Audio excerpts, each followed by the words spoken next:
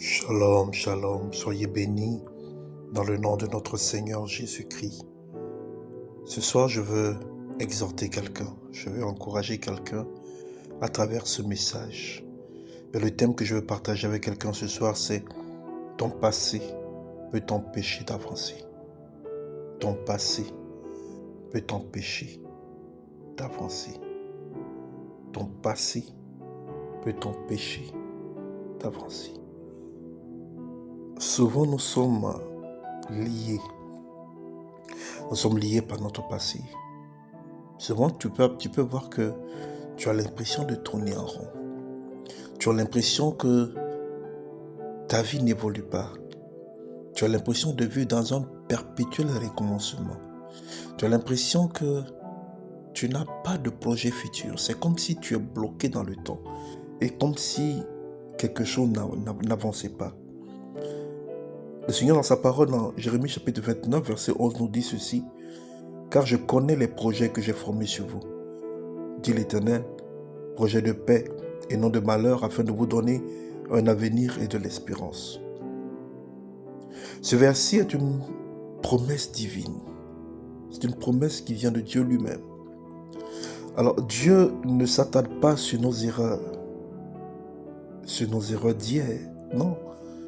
Il a fixé un avenir pour chacun de nous.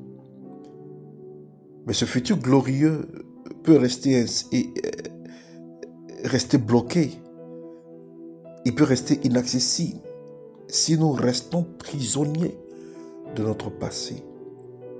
Rester prisonniers de notre passé. Le passé peut être comme un lien qui nous retient ou un booster qui nous amène et nous donne la rage de réussir ou d'avancer. Bien-aimé dans le Seigneur, ton passé est comme une ombre.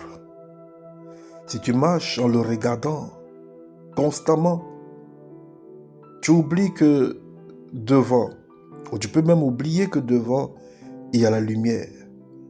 Il y a une vérité que nous devons saisir, que nous devons comprendre. C'est que le passé a le pouvoir de nous bloquer. Le passé a le pouvoir de te bloquer. Si tu lui donnes ce pouvoir en réalité. Alors, comme je le disais, beaucoup de personnes tournent en rond. Non pas parce que Dieu n'a pas de plan pour leur vie, mais parce qu'elles sont encore prisonnières de ce qu'elles ont vécu hier. Et cela les empêche de voir le futur glorieux que Dieu a réservé, ou voir la destinée qui est la leur. Pourtant la Bible dit, le Seigneur dit dans sa parole, « Je connais les projets que j'ai formés sur vous, dit l'Éternel, projets de paix et non de malheur, afin de vous donner un avenir plein d'espérance. » Oui, l'espoir est encore possible. Malgré ton passé, l'espoir est encore possible. Malgré tes épreuves, malgré ce que tu as vécu, le Seigneur prépare pour toi un avenir glorieux, plein d'espérance. Tu peux encore espérer. Car Dieu n'est pas concentré sur ton passé, mais il se concentre sur ton avenir. C'est ce que tu dois être. Alors, comprenons qu'il y a des liens qui peuvent nous paralyser. Il y a des liens qui peuvent nous empêcher, des liens du passé qui peuvent nous empêcher d'avancer, qui peuvent nous paralyser complètement.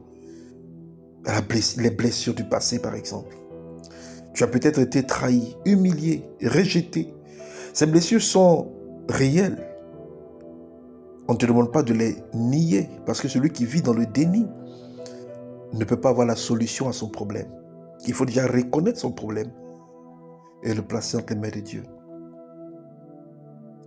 Mais si tu les gardes ouvertes, elles s'infectent, ces blessures s'infectent, elles deviennent purulentes et commencent à te paralyser, commencent à être pour toi un handicap.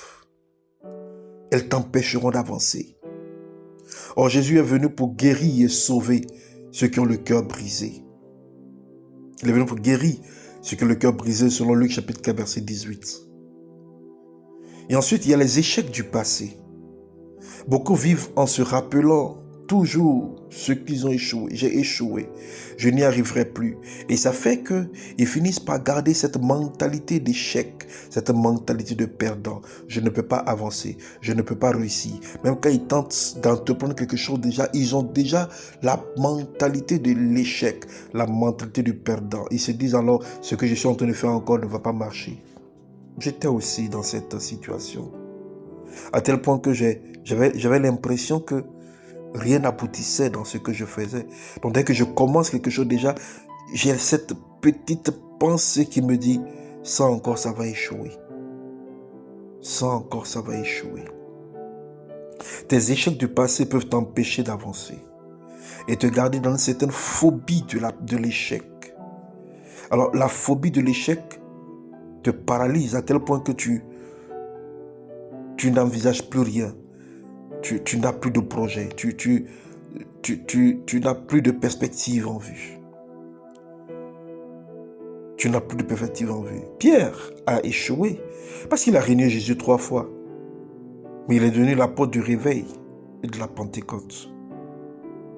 Parce qu'il a su se débarrasser de cet échec, de cette douleur, pour accepter la main tendue de Christ qui lui a dit, paie mes brebis, paie mes agneaux. Les déceptions du passé peuvent aussi nous empêcher d'avancer. Peut-être les hommes t'ont déçu, les hommes t'ont trahi, les hommes t'ont accusé, les hommes ont menti sur toi, les hommes sur lesquels tu plaçais toute ta confiance ont cherché à te détruire, à te nuire. Mais sache que Dieu n'est pas un homme pour décevoir. Ses promesses sont oui et amen. Alors attache-toi à ce Dieu. Les mauvais choix et décisions du passé aussi peuvent être des liens qui t'empêchent d'avancer. Peut-être les mauvais choix dans ton mariage, les mauvais choix dans tes amitiés, les mauvais choix ou mauvaises décisions dans des projets que tu as mis sur pied, qu'il ne fallait pas mettre sur pied. De mauvais choix, mauvaises décisions, de peut-être quelqu'un à qui tu es parti te confier ou tu ne devais pas te confier et cette personne a utilisé ça pour te détruire, pour te nuire. Écoute-moi mon frère, écoute-moi ma soeur. Moïse a tué un Égyptien par la colère. Il a décidé de le tuer. Mais Dieu l'a quand même utilisé pour libérer Israël. Alors ne te focalise pas sur ton erreur, sur tes échecs du passé. Peut-être que tu as échoué devant le péché. Tu as cédé. Et cela continue de te hanter. Le diable continue de te dire, tu es un pécheur, Dieu ne peut pas te pardonner. Écoute, la Bible nous dit que le Seigneur, il pardonne ceux qui viennent et se répandent sincèrement devant lui.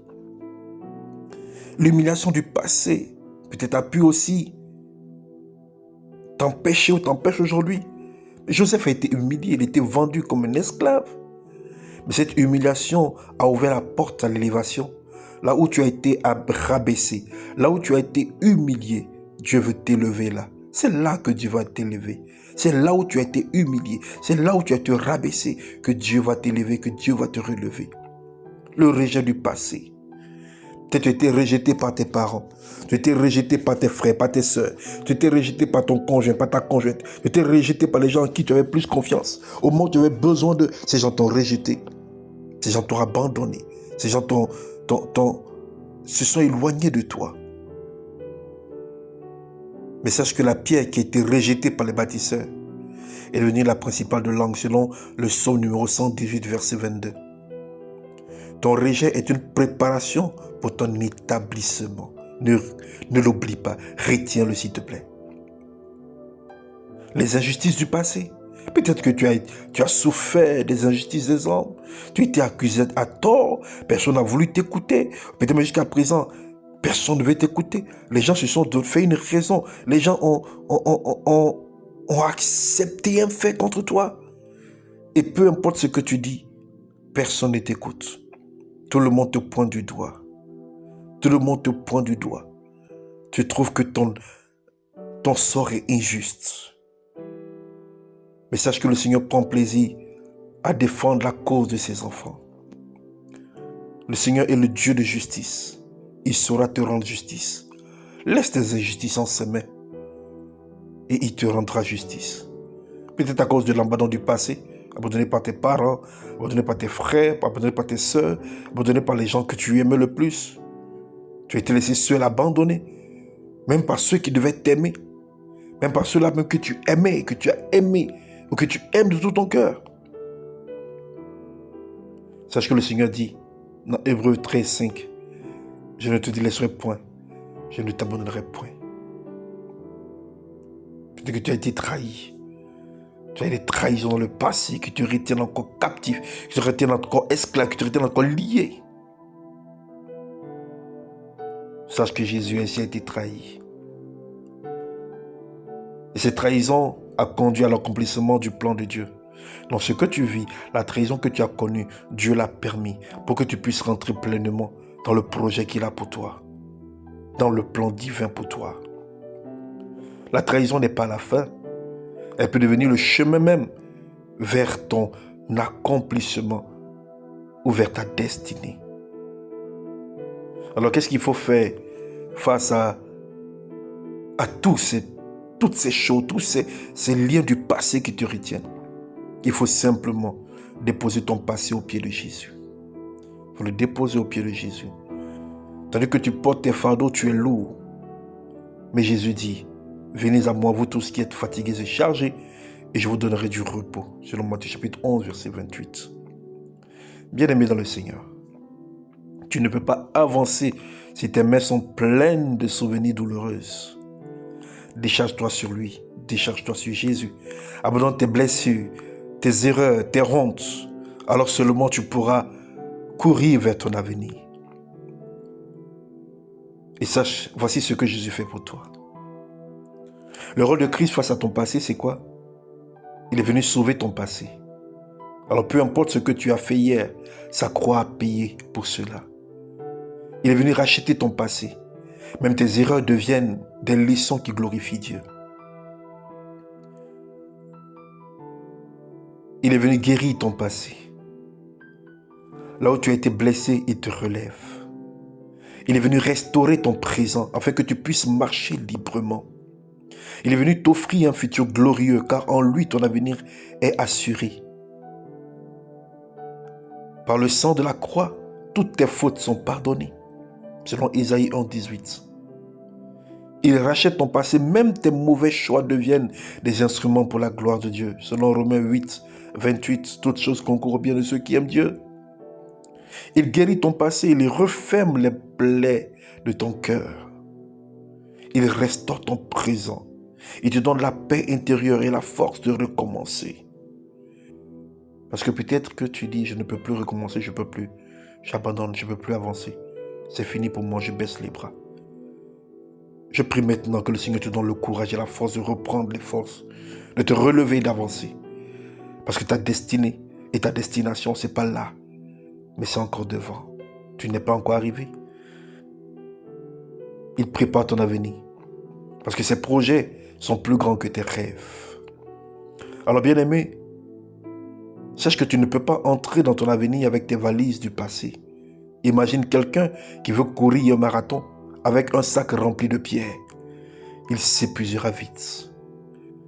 Ton passé, tes blessures, tes déceptions, toutes ces douleurs, tous ces liens qui te retiennent en arrière sont comme des pierres que tu portes. Sont des prisons qui t'empêchent d'avancer. Alors décharge-toi sur Jésus. Parce que ces choses pourront vite t'épuiser. Décharge-toi sur lui, avance. Dieu dit, je connais les projets. N'oublie pas cela. Il connaît les projets qu'il a formés pour toi. C'est lui qui connaît ton passé. Mais aussi, il connaît aussi ce qu'il a prévu pour ton avenir. Alors arrête de consulter ton passé pour savoir où tu vas. Consulte ton Dieu. Il sait où il t'envoie. il sait où il t'envoie. Consulte le Seigneur parce qu'il sait où il t'envoie. Alors, je veux faire avec toi ces proclamations. Dis avec moi, je refuse d'être prisonnier de mon passé. Je dépose mes fardeaux aux pieds de Jésus. Mes blessures sont guéries par le sang de Jésus-Christ. Mes échecs d'hier ouvrent la porte à mes victoires de demain. Mon rejet est transformé en acceptation divine. Mon humiliation devient une élévation au nom de Jésus. Mes injustices deviennent un témoignage de la justice de Dieu. Mon abandon est remplacé par l'amour éternel de Dieu. Ma trahison est transformée en restauration au nom de Jésus. Mon passé ne me définit plus. Christ me définit. Mon présent est restauré au nom de Jésus-Christ. Mon futur est glorieux au nom de Jésus-Christ. Alors je vais prier pour toi. Seigneur, merci. Merci pour la grâce que tu nous fais. Merci pour mon frère. Merci pour ma sœur qui jusqu'à aujourd'hui souffrait des douleurs du passé. Guéris ses blessures. Efface ses échecs. Restaure son cœur et conduis-le dans le plan glorieux que tu as préparé pour lui. Je déclare qu'il est libre, qu'il est restauré, qu'il marche maintenant vers sa destinée, qu'elle marche vers sa destinée, au nom puissant et suprême de Jésus-Christ. Amen. Que Dieu vous bénisse. À très très bientôt. Vous pouvez vous abonner et partager autour de vous. Que Dieu te bénisse, toi qui as écouté ce message.